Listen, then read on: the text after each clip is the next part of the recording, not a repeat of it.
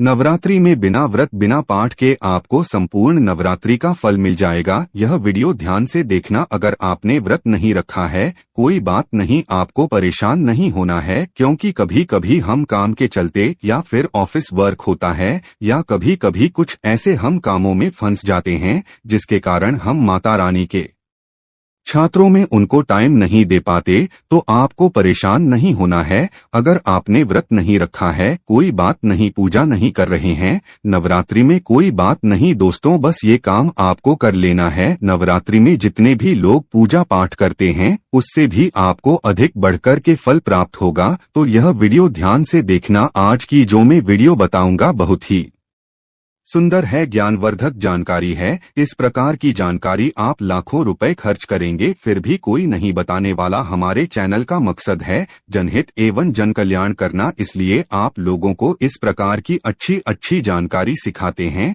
तो आइए इस वीडियो में जानते हैं नवरात्रि में ऐसा कौन सा कार्य करने से बिना व्रत बिना पूजा या फिर बिना कन्या भोजन के सारे फल की प्राप्ति हो जाती है। मैं प्रमाणिक जानकारी बताऊंगा। जो जानकारी बताऊंगा शास्त्रों के अनुसार लिखी हुई जानकारी बताऊंगा। और अगर आप भी माता रानी के सच्चे भक्त हैं, माता रानी को मानते हैं, माता रानी के प्रति आपकी आस्था है, माता रानी के प्रति आपका विश्वास है, तो आप कमेंट बॉक्स में जय माता दी जरूर लिखना। इस वीडियो को लाइक कर चैनल को सब्सक्राइब जरूर करना। और हाँ, कमेंट बॉक्स में अपनी राशि भी डाल दीजिएगा। यदि आपकी राशि के अनुसार हमारे पास कोई उपाय होगा तो वह आकर हम आपके कमेंट में रिप्लाई करके बता देंगे। चलिए समय रहते हुए मैं आप लोगों को जानकारी बताना चाहूंगा। देखिए, अगर आपने दुर्गा सप्तशती का सिद्ध कुंजिका स्तोत्र के बारे में थोड़ा बहुत अगर आपको जानकारी है तो उसमें लिखा होगा, आपने देखा होगा, न कवच अर्गला स्तोत्र की लगाम, न रहस्य काम, न उत्तम नापी, ध्यानचंद ने आसो नाचा बार चुनाव, कुंजी का पाठ मात्र दुर्गा पाठ, फल हमला भी आती गुह्य तरह, देवी देवता नाम पर दुर्लभ हम।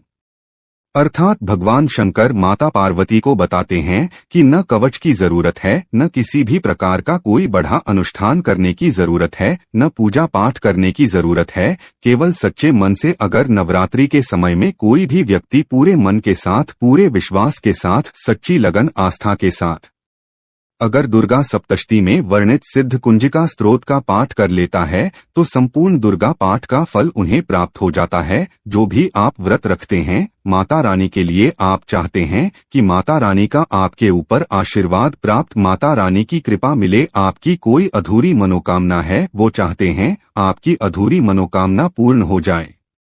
सरकारी नौकरी हेतु पितृदोष, राहु दोष, मंगल दोष, कर दोष, शनि दोष, कर का दोष, गरीबों का दोष मात्र पल भर में दूर होगा। तो अगर आपने नवरात्रि का व्रत रखा है तो वो सारे फल अगर आप चाहते हैं और उसका 1000 गुना फल प्राप्त हो जाए तो नवरात्रि के समय में दुर्गा सप्तशती का पाठ जरूर करना। और जो लोग नवरात्रि का व्रत नहीं रखे हैं, किसी कारणवश उन्हें टाइम नहीं मिल पाया है, ऐसे व्यक्ति दुर्गा सप्तशती में वर्णित सिद्ध कुंजिका स्तोत्र का पाठ जरूर करना। पूर्ण रूप से आपको नव दुर्गा माता का पूजा पाठ करने से, नव दुर्गा के 9 दिन व्रत करने से, कन्या भोजन कराने से जो फल प्राप्त होता है दोस्तों, केवल इस बात को सच्चे मन से अगर एक दिन अगर आप जो है नवरात्रि के दिन एक दिन बस केवल आप जो है बैठकर के जाप लेते हैं तो पूर्ण रूप से आपको फल प्राप्त हो जाता है। मैं आप लोगों को बताना चाहूंगा, जो लोग समर्थन है ऐसे लोगों को कन्या पूजन भी जरूर करना चाहिए। मैं कल की भी वीडियो में बताया। अब कन्या पूजन का बेनिफिट क्या है तो माता रानी स्कंद पुराण में भी लिखा है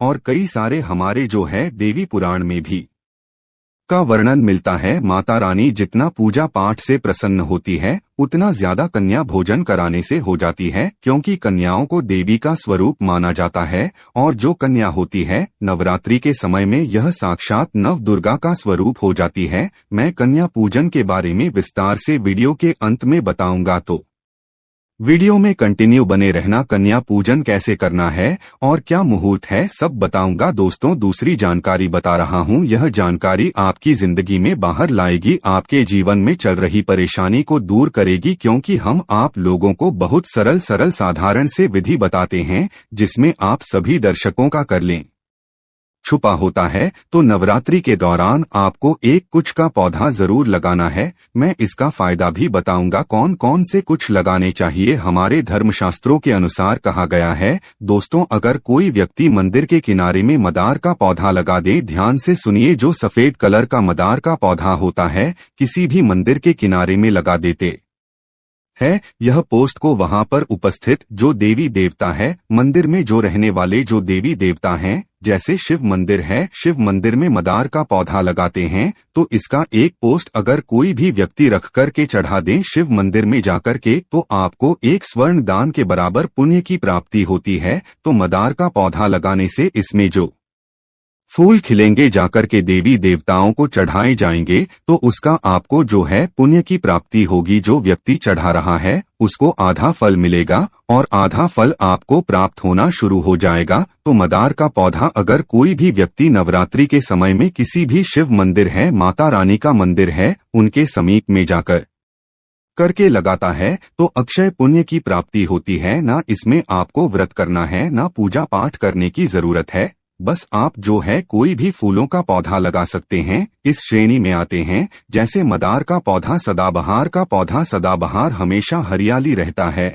और यह हमेशा फूलते हैं। ऐसे खून का आपको चयन करना है जो हमेशा खोलते रहे, जिसमें फल फूल आते रहे। तीसरे नंबर पर आता है कनेर का पौधा। जो कनेर का पौधा है यह देवी माँ का श्रृंगार कहा गया है। कनेर के पौधे से अगर कोई भी व्यक्ति, कनेर का पौधा सफेद कलर का अगर कनेर है तो फिर इसे अति उत्तम माना जाता है। कनेर के पौधे को पार्वती का स्वरूप कहा गया है। धर्मशास्त्रों में तो कनेर का पौधा चढ़ाने से माता रानी बहुत प्रसन्न होती है और गोदान के बराबर हमें फल की प्राप्ति होती है। आप चाहते हो तो गुड़हल का पौधा लगा सकते हैं। दोस्तों, मंदिर के किनारे में, देवी मंदिर के किनारे में अगर कोई भी व्यक्ति गुड़हल का फूल का पौधा लगता है, तो हमारे धर्मशास्त्रों में ऐसा कहा गया है, गुड़हल के वृक्ष पर साक्षात मां जगदम्बा का वास होता है। जी हाँ, यह मैं कोई हवा में हवाई बात नहीं कर रहा हूँ, प्रमाणित बात कर रहा हूँ। धर्मशास्त्रों में भी लिखा है माता रानी को 56 भोग लगाएं या ना लगाएं, कोई श्रृंगार का सामान चढ़ाएं या न चढ़ाएं, इससे कोई फर्क नहीं पड़ता। लेकिन अगर कोई भी व्यक्ति नवरात्रि के समय में गुड़हल का पोस्ट माता रानी को सच्चे मन से अगर माला पिरो करके 21 की संख्या में, 11 की संख्या में चढ़ा दी जाए, तो उस व्यक्ति की वह मनोकामना पूर्ण होने से साक्षात ब्रह्मा भी नहीं रोक पाते हैं। गुड़हल का फूल माता रानी को चढ़ाने से नवरात्रि में आपने पूजा पाठ व्रत रखें, पूजा पाठ कर रहे हैं, कोई बात नहीं। अगर आप व्रत नहीं कर पा रहे हैं, पूजा पाठ में टाइम नहीं दे पा रहे हैं, तो गुड़हल का फूल माता रानी को नवरात्रि के किसी भी दिन, एक दिन 21 माला पिरोकर के, माला बनाकर के माता को चढ़ा देना, संपूर्ण व्रत का फल मिल जाएगा। आपने नवरात्रि का व्रत रखा हो या न रखा हो, इससे कोई फर्क नहीं पड़ता, बस गुड़हल का फूल माता रानी को चढ़ा देना। तो ऐसा कहा गया है, कोई व्यक्ति अपने जीवन काल में अगर नवरात्रि के समय में गुड़हल का पौधा लगा देता है और इस पौधे में फूल आना शुरू हो जाते हैं और यह फूल अगर देवी देवताओं को चढ़ना शुरू हो जाते हैं, तो माता रानी आजीवन आपकी बिल्कुल ही मदद करेंगे, आप के ऊपर अपनी कृपा बरसाएंगे, आपको अपना पूर्ण आशीर्वाद देंगे और जब तक आप इस संसार में जिएंगे कभी भी निधन नहीं रहेंगे। देखिए, हमने आपको वीडियो के बीच में बताया था कि कन्या पूजन 2023 में कब है और क्या है शुभ मुहूर्त, आइए जानते हैं। लेकिन याद रहे, कन्याओं को ऐसा खाना कभी मत खिलाना नहीं, तो उल्टा आप बर्बाद हो जाओगे। जानिए कन्याओं को क्या खिलाना चाहिए और क्या नहीं, और क्या उपहार देना चाहिए और कौन सा उपहार नहीं देना चाहिए। दोस्तों, इस बार के नवरात्रि बहुत ही शुभ और मंगलकारी माने जा रहे हैं। इस बार शारदीय नवरात्रि 15 अक्टूबर दिन रविवार को शुरू होकर और इसका समापन 23 अक्टूबर दिन सोमवार को होगा। ऐसे में 24 अक्टूबर दिन मंगलवार को ही दुर्गा विसर्जन होगा। जो लोग माता रानी की स्थापना करते हैं, मूर्ति स्थापना करते हैं, वह लोग 24 अक्टूबर दिन मंगलवार को विसर्जन करेंगे। दोस्तों, नवरात्र की अष्टमी और नवमी तिथि पर कन्या पूजन का विधान है। इस बार महा अष्टमी तिथि 22 अक्टूबर 2023 यानी कि इस दिन रविवार है और नवमी तिथि 23 अक्टूबर 2023 दिन सोमवार को है। ऐसे में आप अष्टमी और नवमी को इन दोनों तिथियों में कन्या पूजन अवश्य ही करें। कन्याओं को भोजन अवश्य खिलाएं। शास्त्रों में 9 दिनों के नवरात्रि को बहुत ही शुभ और मंगलकारी माना जाता है और वहीं 8 दिनों के नवरात्रि को अच्छा नहीं माना जाता। ऐसे में 10 दिनों के नवरात्रि बहुत ही शुभ माने गए हैं। शास्त्रों के अनुसार नवरात्रि के दिनों में माता रानी का पूजन करने से, कन्या पूजन करने से मां अभय वरदान प्रदान करती है। कुंडली में जो कष्ट होते हैं उन्हें ठीक कर देती है। श्रीधर की तरह ही सच्चे हृदय वाले व्यक्ति के सभी कष्टों का निवारण मां शीघ्र ही करती है। मां की उपासना से विनम्रता का विकास होता है। सभी कष्ट, दरिद्रता, दुख, कष्ट नष्ट हो जाते हैं। नवरात्रि में माता रानी का व्रत और पूजन किया जाता है, लेकिन नवरात्रि के दौरान सबसे ज्यादा महत्व होता है कन्या पूजन का। दोस्तों, कन्या रानी जो होती है फूल की पंखुड़ियों की तरह नाजुक होती है। कन्या पूजन सर्वोपरि है, श्रेष्ठ है। कन्या के रूप में स्वयं जगदम्बा देवी, माता वैष्णो, 9 देवियां अर्थात समस्त ब्रह्मांड इनके शरीर के कण कण में वास करते हैं। बहुत कम लोग जानते हैं 33 कोटि देवी देवताओं का वास होता है कन्याओं के मस्तक पर। करें चाहे छोटी हो चाहे बड़ी हो, वह सदैव पूजनीय है, मां के समान मानी जाती है। दोस्तों, माना जाता है व्रत और उपासना से माता रानी इतना प्रसन्न नहीं होती है जितना कि कन्या पूजन से होती है। नवरात्रि में छोटी छोटी कन्याओं को माता रानी का स्वरूप माना जाता है। कन्याओं को भोग लगाया जाता, उन्हें प्रसन्न किया जाता है और बदले में आशीर्वाद मांगा जाता है। कन्याओं को प्रसन्न करने के लिए गिफ्ट आदि उपहार वगैरह दिए जाते हैं। माना जाता है अगर कन्याओं को कोई भेंट दी जाए और वह उसे खुशी खुशी स्वीकार कर ले तो इसका मतलब है माता रानी अर्थात माता वैष्णो ने वह भेंट स्वीकार कर ली। जिन पर कन्याएं प्रसन्न होती है तो समझो उन्हें माता रानी का आशीर्वाद मिल गया और माता रानी की कृपा से उन्हें मुहमांगा वरदान प्राप्त होता है। कन्या पूजन कोई मामूली पूजन नहीं होता। समस्त ब्रह्मांड में जो पूजा होती है उनसे बढ़कर कन्या पूजन को माना जाता है। 10 बार गंगा स्नान करने से और 100 बार यज्ञ करने से तथा 1000 बार यात्रा का करने से जो पुण्य मिलता है वह मात्र एक बार कन्या पूजन करने से करोड़ों गुना भक्त को मिल जाता है, प्राप्त हो जाता है। दोस्तों, इसीलिए कहा जाता है कि कन्याओं को सताना नहीं चाहिए, इससे समस्त ब्रह्मांड हिल जाता है। कन्याओं की जितनी सेवा की जाए कम ही होती है। कन्याएं कोई मामूली नहीं होती। कन्या के रूप में स्वयं उनके मस्तक पर विराजमान होकर स्वयं देवी चलकर आपके घर तक आती है। नवरात्रि में 2 साल से लेकर 10 साल तक की कन्या का पूजन होना चाहिए। अष्टमी अथवा नवमी को कन्याओं के पैर धोकर भोजन कराना, उपहार आदि देना श्रेष्ठ माना जाता है, दुर्लभ माना जाता है। ऐसा मौका कभी हाथों से नहीं जाने देना चाहिए। इस दिन जितना ज्यादा हो सके कन्याओं को हाथ पकड़कर, पैर पकड़कर अपने घर तक लेकर आए। दोस्तों, वीडियो में आगे बढ़ने से पहले आप अपनी राशि भी कमेंट बॉक्स में जरूर दीजिएगा। यदि हमारे पास कोई उपाय होगा तो वहां आकर हम आपके कमेंट का रिप्लाई में बता देंगे। कोई भी राशि के अनुसार अगर उपाय करता है तो माता वैष्णो बड़ी प्रसन्न होती है और ऐश्वर्य धन प्रदान करती है, मालामाल बना देती है। इसीलिए राशि कमेंट में जरूर छोड़े और हाँ, माता को एक लाइक जरूर करें। लाइक करने में कंजूसी न करें।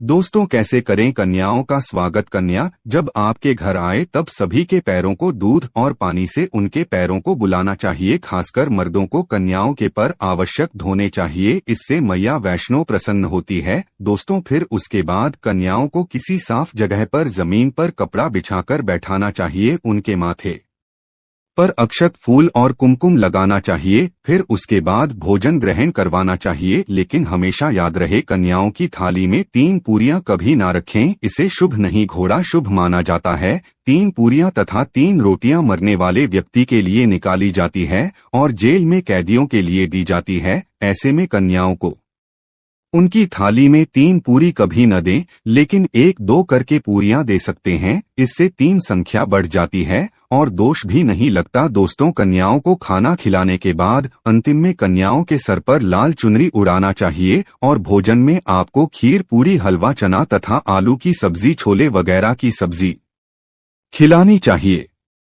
पनीर आदि भी खिलाया जा सकता है। वैसे माता रानी का प्रिय भोजन खीर, हलवा, पूड़ी और छोले आदि ही है। लेकिन भूल से भी लहसुन और प्याज का इस्तेमाल कभी ना करें, अन्यथा अनर्थ हो जाएगा। अक्सर कई लोग कन्याओं को कुरकुरे का पैकेट, चिप्स वगैरह का पैकेट खेलते हैं, जो कि घोर अनर्थ माना जाता है, क्योंकि इसमें लहसुन प्याज का इस्तेमाल होता है, जिसके कारण आपका व्रत खंडित हो सकता है। माँ दुर्गा क्रोधित हो सकती है। जहां आपने 9 दिनों तक लहसुन प्याज का परहेज किया, लेकिन आपकी एक गलती पूरे व्रत को खंडित कर सकती है। इतना भी नादान नहीं बनना चाहिए कि माता रानी रुष्ट हो जाए और कन्याओं को भी अशुद्ध होना पड़े। कन्याओं को डब्बा बंद कोई भी ऐसी चीज न खिलाएं जिसमें लहसुन प्याज होता है। कई चीज तो ऐसी होती है मार्केट में जिसके अंदर लहसुन प्याज का इस्तेमाल होता है। ऐसा आप कभी मत करना दोस्तों। कई लोग कन्या पूजन में खाना घर पर नहीं बनाते और मार्केट से रेडीमेड लाकर ही खेलते हैं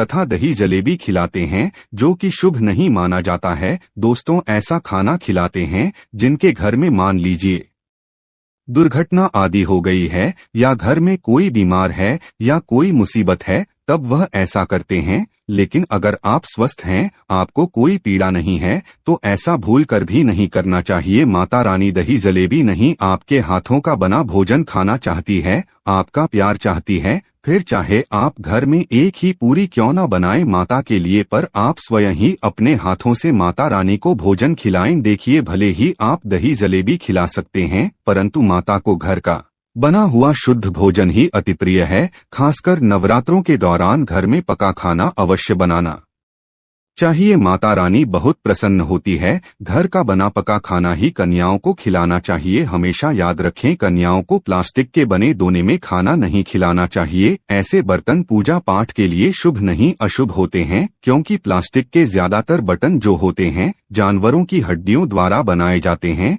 इसीलिए ऐसा पाप मत करना। कन्याओं को हमेशा स्टील के बर्तन या पत्तों से बने बर्तनों में ही भोजन कराना चाहिए। बहुत ही शुभ माना गया है। अगर पेड़ के पत्ते में भोजन कराते हैं तो माता अभय वरदान प्रदान करती है। दोस्तों, एक और बात हम आपको बताने वाले हैं कि यदि नवरात्रों के समाप्त होने के बाद यदि बीच में कन्या पूजन में शुक्रवार का दिन पड़ जाए तो कन्याओं को कोई भी खट्टी चीज नहीं खिलाना चाहिए, क्योंकि शुक्रवार का दिन माता संतोषी को समर्पित होता है और माता संतोषी नवरात्रों के दिनों में सक्रिय अवस्था में होती है, यानी वो भी 9 देवियों के साथ में आपके घर में आती है। इसीलिए कन्याओं को भूलकर भी शुक्रवार का दिन अगर पड़ जाए तो खट्टी चीज घर में नहीं बनाना चाहिए और कन्याओं को भी खट्टी चीज नहीं खिलाना चाहिए। घोर पाप लगेगा, आपका किया कराया सब बर्बाद हो सकता है। खट्टी चीजों से माता संतोषी रुष्ट हो सकती है, चिढ़ सकती है, आपको श्राप दे सकती है। इसीलिए नादान न बने दोस्तों। भोजन कराने के बाद कन्याओं की थाली में एक लौंग जरूर रखना चाहिए, क्योंकि लौंग देवी शक्ति तथा दुर्गा माँ को बहुत प्रिय है। लौंग माता शक्ति का प्रतीक होती है। लौंग में नव दुर्गा का वास होता है। इन 9 दिनों में माता रानी को लौंग का भोग लगाया जाता है, तो खाना खाने के बाद कन्याओं को लौंग अवश्य अर्पित करें। माता रानी को अमृत से बढ़कर लौंग प्रिय है, इसीलिए कन्याओं को थाली में चुपचाप एक लौंग जरूर रख दें। आपका भाग्य चमक जाएगा। माता लक्ष्मी आपके जीवन में धन की कोई भी कमी नहीं होने देंगे। दोस्तों, आपको बता दें कन्याओं को उपहार में क्या दें। कन्याओं को खुश करने के लिए उनकी थाली में दक्षिणा डालें, ताकि आपके घर में संपन्नता बनी रहे तथा धन की कोई भी कमी ना हो। कन्या जब आपके घर से खुशी खुशी धन लेकर जाती है तो वह भी आपको खुशी खुशी कई गुना आपको धन प्रदान करती है। इस समय कंजूसी मत करना। खुशी खुशी कन्याओं को धन अवश्य देना। कन्याओं को कोई सुंदर गिफ्ट दे सकते हैं। शास्त्रों में बताया जाता है कि कन्या जितना खुश होती है, माता रानी उतना ही जल्द फल की प्राप्ति प्रदान करती है। ऐसे में आप कन्याओं को चॉकलेट बॉक्स दे सकते हैं तथा खूबसूरत कपड़े दे सकते हैं। याद रहे, काले कपड़े ना दें और स्टील के बर्तन भी गिफ्ट के तौर पर दे सकते हैं। याद रहे कि कन्याओं को लोहे का कोई भी सामान नहीं देना चाहिए, नहीं तो राहु केतु का प्रभाव आपके जीवन में प्रवेश कर जाएगा। राहुकाल तथा राहु दोष आपको लग जाएगा, आप बर्बाद भी हो सकते हैं। दोस्तों, जब कन्या अपने घर के लिए प्रस्थान करें तो उनके चरण जरूर झूले और अपने मन में अपनी प्रार्थना को पूरा करें। सच्चे दिल से मांगी मुराद माता रानी अवश्य ही पूरी करती है। सच्चे दिल का मतलब होता है मन में कोई भी लालच न हो, और अगर वह लालच माता को पाने के लिए बन जाए तो उसे बोलते हैं सच्ची श्रद्धा और सच्ची भक्ति। ऐसी भक्ति के आगे स्वयं 33 कोटि देवी देवता आपको नमस्कार करते हैं। दोस्तों, नवरात्रों के दिनों में अगर मिल जाए आपको यह संकेत तो समझो माँ दुर्गा आपके घर में आ चुकी है। यह संकेत बताते हैं माँ दुर्गा का आशीर्वाद आपको प्राप्त होने वाला है। तो आइए शुरू करते हैं दोस्तों। पहला संकेत, जब आप कलश स्थापना करते हैं तो जौ से निकली हरियाली बहुत ही शुभ मानी गई है। कहा जाता है कि से निकली हरियाली हमारे भविष्य में होने वाले अच्छे और बुरे होने का संकेत देती है। यह सभी बातें हमारे आने वाले साल का भविष्य बताती है। यदि आपने जॉब हुए हैं और वो किसी कारण वश नहीं हो पाए हैं तो यह संकेत बड़ा ही मनहूस माना गया है। कहा जाता है कि नवरात्रों में जो अगर सूख जाते हैं या बढ़ते नहीं है तो आपको समझ लेना चाहिए कि यह साल आपका खराब होने वाला है तथा घर में कोई बीमारी आने वाली है या दिन दुगनी रात चौगुनी आपकी कम होने वाली है या घटने वाली है। दोस्तों, यह धन हानि का संकेत माना गया है क्योंकि आपने कोई ना कोई गलती ऐसी कर दी होगी जिसके कारण माता रानी नाराज हो गई है। इसीलिए माता से आप क्षमा अवश्य मांग ले। माँ अपने भक्तों को अवश्य माफ करती है। एक माँ ही होती है जो अपने बेटे को, अपने लाल को हर गलती पर माफ करती है। लेकिन ऐसा बेटा किस काम का जो माँ से माफी मांगे। इसीलिए माता रानी से अपनी गलती की माफी अवश्य मांग ले। मैया वैष्णो अपने भक्तों को कभी निराश नहीं करती बल्कि उन्हें धन धान्य से और खुशियों से परिपूर्ण बना देती है। और दोस्तों, यदि जो हरे भरे हो जाते हैं तो यह शुभ संकेत होता है। इससे आने वाले समय में आपको बहुत ज्यादा ही धन लाभ होगा। माना जाता है कि 1 रुपए का सिक्का या चांदी का कोई भी सिक्का जॉब के बीचों बीच में अगर मिट्टी में दबा दिया जाए तो घर में सुख समृद्धि आती है। माता लक्ष्मी दौड़ी दौड़ी चली आती है। जो के अंदर हमेशा 1 रुपए का सिक्का अवश्य डालना चाहिए, जो को खाली नहीं रखना चाहिए। उसमें धन वगैरह अवश्य डालना चाहिए। इससे माता का आशीर्वाद सदैव परिवार पर बना रहता है और जीवन में कोई भी संकट नहीं आता। खाली जो मतलब धन भी खाली, खुशियां भी खाली ही मिलेंगी। दोस्तों, नंबर 2, यदि आपकी नींद नवरात्रों के दौरान सुबह 4 बजे के आसपास खुलती है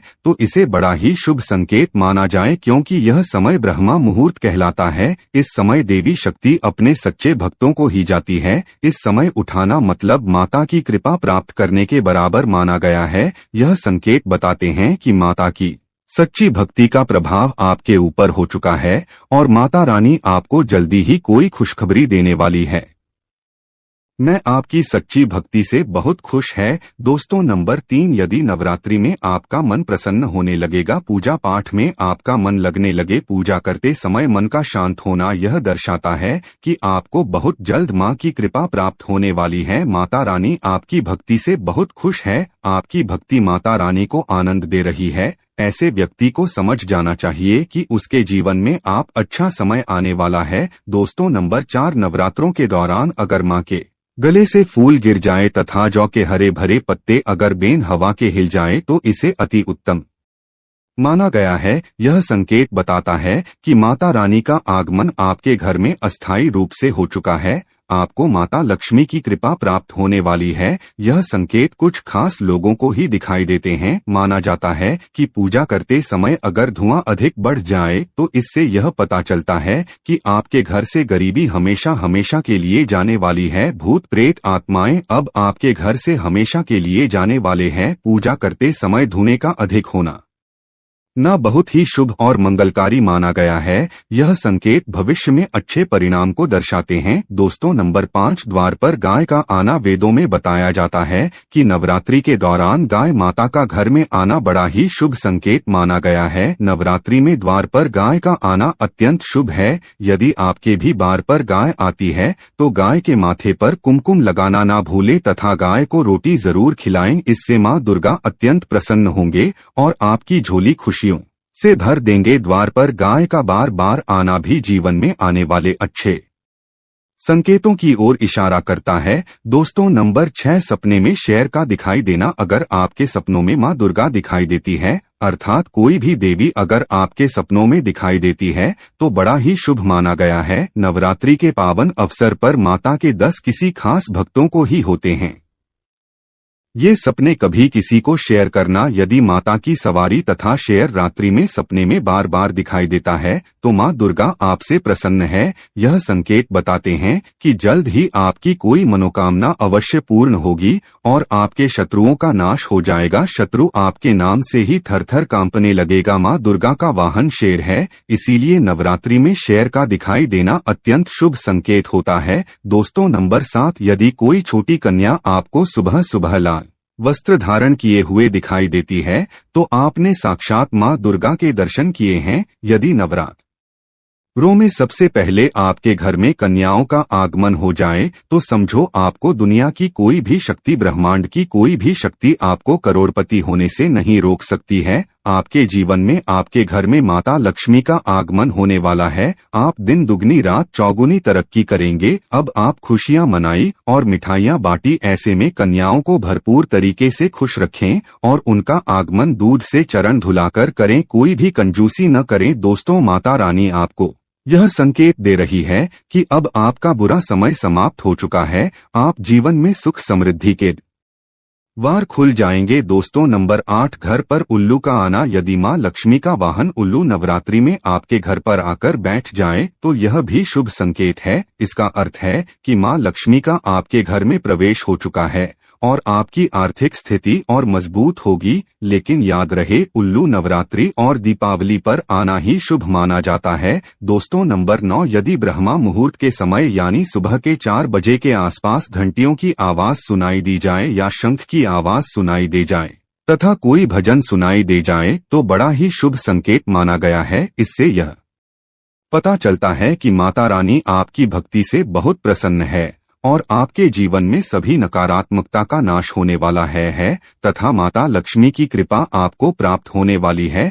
दोस्तों, नवरात्रों के दौरान घर में काली चींटियों का दिखाना, लंबी लंबी लाइन बनाकर मुंह में खाना ले जाते हुए चींटियों को देखना अच्छा संकेत माना गया है। और यदि मंदिर में पूजा करते समय कोई छिपकली आदि दिखाई दे या मंदिर के स्थान की ओर छिपकली चली जाए तो बड़ा ही शुभ संकेत माना गया है। इससे यह पता चलता है कि आपको माता लक्ष्मी की कृपा प्राप्त होने वाली है, माँ का आशीर्वाद आपको मिलने वाला है। नवरात्रों के दौरान मंदिर में छिपकली का देखना बहुत ही शुभ संकेत माना गया है। आपकी भक्ति का फल आपको शीघ्र ही मिलने वाला है, क्योंकि छिपकली को माता लक्ष्मी का प्रतीक माना गया है। किसी शुभ अवसर पर छिपकली का देखना मंगलकारी माना गया है और नवरात्रि में छिपकली का मंदिर में देखना साक्षात देवी लक्ष्मी का स्वरूप माना गया है। दोस्तों, अगर आप वाकई में माँ वैष्णो की कृपा पाना चाहते हैं तो कमेंट बॉक्स में लिखें, जय माता दी, माता रानी आपकी झोली खुशियों से भर दे। माँ वैष्णो के लिए एक लाइक तो बनता है।